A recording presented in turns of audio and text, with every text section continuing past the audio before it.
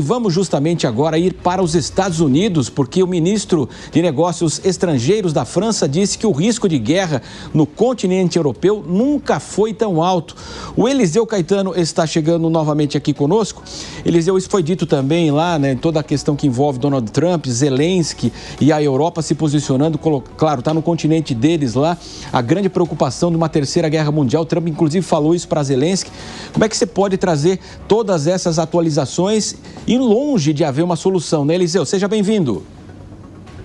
Infelizmente, Matos, longe de parecer haver uma solução, viu? E tudo por conta de Donald Trump. Por isso a gente está direto aqui dos Estados Unidos novamente para trazer esse assunto. Aqui na costa leste americana, nesse momento, 7 horas da manhã com 7 minutos. Temperatura aqui no sul da Flórida agora na casa dos 21 graus Celsius. Mas no setor político, na ambiência política, está quente, muito quente, as tensões estão muito elevadas, desde a fatídica discussão envolvendo o Donald Trump, o presidente dos Estados Unidos, acompanhado do vice J.D. Vance, com Volodymyr Zelensky, presidente da Ucrânia. Ainda há pouco a gente trouxe a informação de que os Estados Unidos decidiram paralisar o envio de toda e qualquer ajuda, seja ela financeira ou armamentícia, militar, para a Ucrânia, o que deve impactar já nas próximas horas a linha de frente lá no país europeu. E agora vem essa fala muito importante de um chanceler francês, o Jean-Noël Barrot, que é ministro dos Negócios Estrangeiros da França.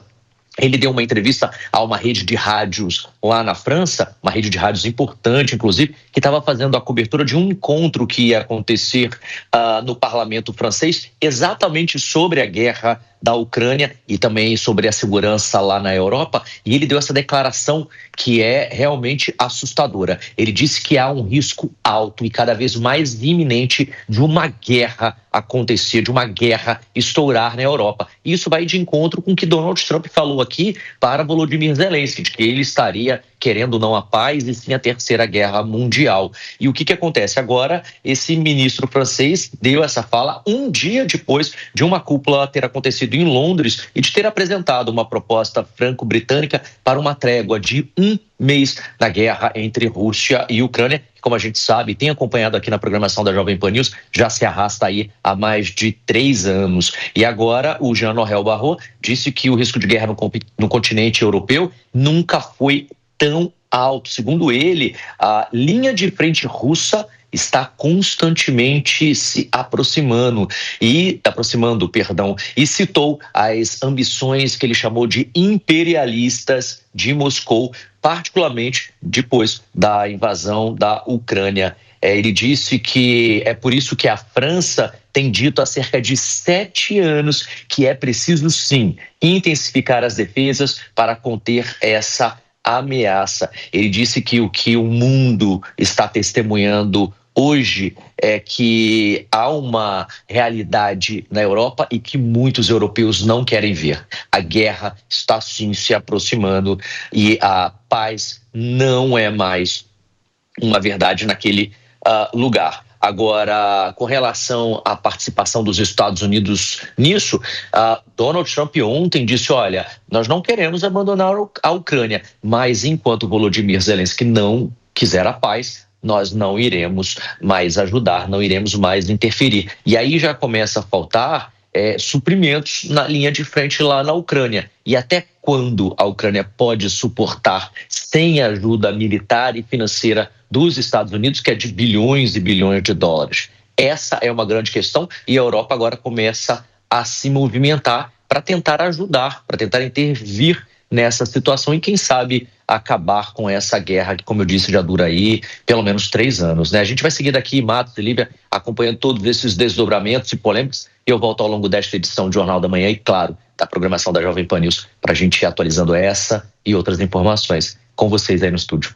Vamos esperá-lo, Eliseu Caetano, diretamente lá dos Estados Unidos.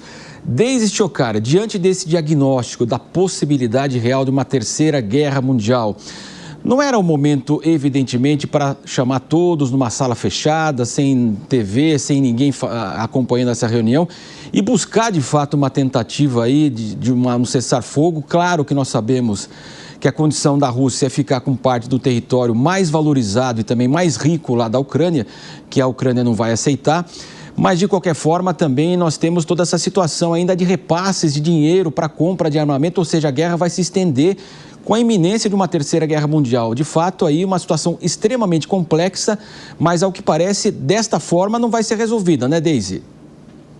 Não, Marcelo, a gente tem alguns problemas aí. A Europa ela tem oscilado entre duas posturas contraditórias desde a invasão da Rússia à Ucrânia em 2022, né? Por um lado, ela apoia militarmente Kiev, envia armamentos e impõe sanções econômicas a Moscou, e por outro lado, ela hesita muito em assumir uma postura que seja verdadeiramente independente na questão da segurança. Então, ela se mantém refém da proteção norte-americana e da atuação da OTAN.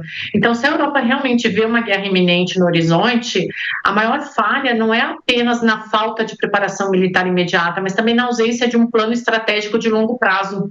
O risco real, ele não está apenas na Rússia, mas no fato de que a União Europeia ainda não se decidiu se ela quer ser um ator militar relevante ou apenas um espectador dependente das decisões de Washington. Então, esse discurso francês, ele precisa ser interpretado não apenas como um alerta sobre o perigo russo, mas como uma tentativa desesperada de acordar uma Europa que há décadas evita lidar seriamente com a sua própria defesa. Então, o problema é que no tabuleiro da geopolítica, os que hesitam demais, eles costumam pagar um preço mais alto, né? Então, esse alerta do governo francês, ele precisa ser entendido dentro desse contexto todo. O medo de um conflito maior, ele não deve ser apenas por causa das ações russas, mas também pela falta de uma estratégia europeia que seja clara para enfrentar os desafios do século que nós vivemos. Então, esse protagonismo da França nesse discurso, ele não é somente por acaso, Marcelo.